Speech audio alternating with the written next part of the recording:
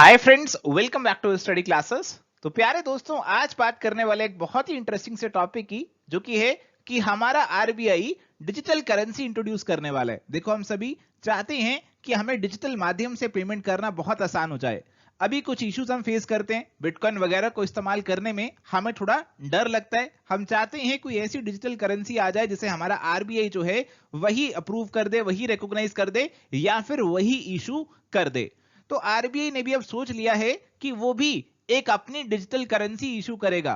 जैसे बिटकॉइन है, वैसे हमारे आरबीआई की भी एक डिजिटल करेंसी आने वाली है। उसको नाम दिया गया है सीबीडीसी। फिलहाल के लिए उसका नाम है CBDC, central bank digital currency. तो आरबीआई ने देखा कि वर्चुअल करेंसीज जैसे कि बिटकॉइन बहुत ज्यादा पॉपुलर हो गई हैं पिछले कुछ सालों में। इंडिया के अंदर भी काफी ज्यादा इस्तेमाल होने लगा है। हालांकि पहले तो आरबीआई इनको लेकर चिंतित था और मना करता था कि इनका इस्तेमाल ना करो, इसे इलीगल डिक्लेयर किया आरबीआई ने। बट बाद में आरबीआई ने अपना जो बैन है वो विड्रॉ कर लिया था। तो प्यारे दोस्तों, जैसा बिटकॉइन रेवोल्यूशन लेकर आए हैं, वैसे ही आरबीआई चाहता है कि वो भी डिजिटल करेंसी इशू करे। हम सभी कहीं ना कहीं चाहते हैं कि डिजिटल करेंसी में इन्वेस्ट करें, उसका कहीं ना कहीं बेनिफिट लें। आपने सुना होगा कि इंडिया के अंदर भी अलग अलग प्लेटफॉर्म्स आ गए हैं जिसके थ्रू आप इनके अंदर इन्वेस्ट कर सकते हो। वजीरेक्स का नाम आपने सुना होगा जी। तो सेंट्रल बैंक भी चाहता है कि उसकी डिजिटल करेंसी आ जाए। ये बिल्कुल वैसी ही करेंसी होगी जैसे वो पेपर करेंसी इशू करता है। जैसे आरबीआई 100 का नोट, 200 का नोट, 500 का नोट इशू करता है, वैसे ही वो डिजिटल करेंसी भी इशू कर देगा। ये एक सॉवरन करेंसी होगी। सॉवरन करेंसी यानी कि हमारे देश की, भारत की करेंसी होगी। ये कोई प्राइवेट करेंसी नहीं होगी, ये देश की करेंसी होगी। और आरबीआई की बैलेंस शीट में एक लायबिलिटी की तरह खड़ी रहेगी। आरबीआई जो भी करेंसी इशू करता है वो आरबीआई की लायबिलिटी बन जाती है। तो यही बात कही गई कि it is going to be a fiat currency, यानी कि सरकार द्वारा इशूड करेंसी, हमारे इंडियन गवर्नमेंट की करेंसी रहने वाली है। और अगर आप चाहें तो इसे हमारी जो नॉर्मल करेंसी है उसे भी आसानी से एक्सचेंज कर पाएंगे। तो आइए बात करते हैं कि फायदा क्या होगा ऐसी सेंट्रल बैंक डिजिटल करेंसी से। तो फिलहाल बिटकॉइंस में कुछ रिस्क हैं। हम सभी पैसा लगाना तो चाहते हैं, बट कभी कभार डर जाते हैं क्योंकि वो बहुत वॉलेटाइल है, उसकी वैल्यू बहुत ज्यादा गिरती बढ़ती रहती है।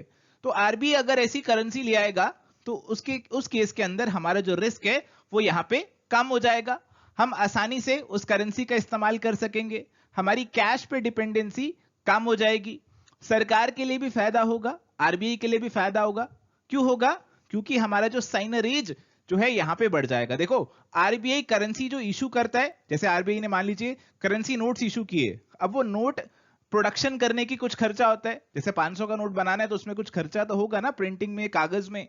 और उसे जब इशू करेंगे तो आरबीआई को उसके बदले कुछ वैल्यू मिल रही है। तो वैल्यू और कॉस्ट का जो डिफरेंस होता है, इट इज रेफर्ड टू ए सीनियरेज, यानी कि profit made by government by issuing the currency. अब डिजिटल करेंसी में कोई कागज की रिक्वायरमेंट नहीं पड़ेगी, कोई इंडस्ट्री की रिक्वायरमेंट नहीं पड़ेगी, इसीलिए हमारी यहां पे ट्रांजैक्शन कॉस्ट कम हो जाएगी और ये वाला सरकार का मुनाफा जो है यहां पे बढ़ जाएगा।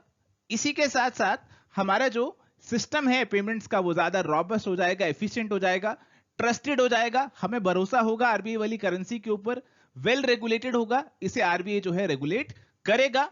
और यहां पे हमारी जो जनरल पब्लिक है वो बची रहेगी।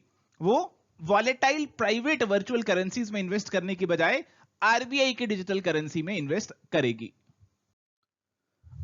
तो आइए जी बात कर लेते हैं बिटकॉइंस की। तो बिटकॉइंस के बारे में हम सभी जानते हैं। हम सभी कहीं ना कहीं इसमें इन्वेस्ट भी करना चाहते हैं, बट अंदर से डरते भी हैं। तो बिटकॉइन एक तरीके की डिजिटल करेंसी है जो कि आप इस्तेमाल कर सकते हैं किसी को इंस्टेंटली पेमेंट करने के लिए। इसे इंट्रोड्यूस किया गया था 2009 के अंदर और कहा गया ये ओपन सोर्स आपकी करेंसी है और इसे कोई सेंट्रल अथॉरिटी इशू नहीं करती। तो जैसे आरबीआई की डिजिटल करेंसी होगी उसे आरबीआई इशू करेगा, बट बिटकॉइन को कोई सेंट्रल अथॉरिटी, कोई सेंट्रल बैंक, किसी कंट्री का कोई बैंक इशू नहीं कर रहा। इसका जो ओरिजिन है वो ज्यादा क्लियर नहीं है, बट हमें पता चला है कि एक पर्सन या फिर ग्रुप ऑफ पर्सन जिन्हें की रेफर किया जाता है, किस नाम से? सतोशी नाकामोटो, वो इससे जुड़े हुए हैं, वो इसकी कंसेप्चुलाइजेशन से, ओरिजिन से जुड़े हुए हैं।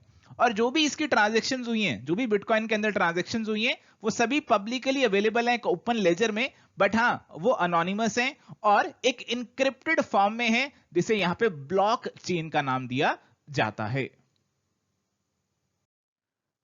तो यहां पे है जी आपके लिए कंसेप्ट चेक का सवाल। इस सवाल का आंसर आप हमें कमेंट्स के थ्रू बताइए, हमें इंतजार रहेगा आपके कमेंट्स का। So thank you my dear friends, ये था जी आज का हमारा डिस्कशन। अगर आपको आज का सेशन पसंद आया तो इस वीडियो पे जरूर अपना ढेर सारा प्यार दिखाइए, और अगर आपकी कोई क्वेरी है हमारे कोर्सेज को लेकर तो आप विजिट कर सकते हैं जी हमारी वेबसाइट, हमें मेल कर सकते हैं, व्हाट्सएप कर सकते हैं, कॉल कर सकते हैं, और फ्री नोट्स के लिए आप हमारी जो फ्री एंड्रॉइड ऐप है उसे भी डाउनलोड कर सकते हैं। Bye bye, take care, all the best.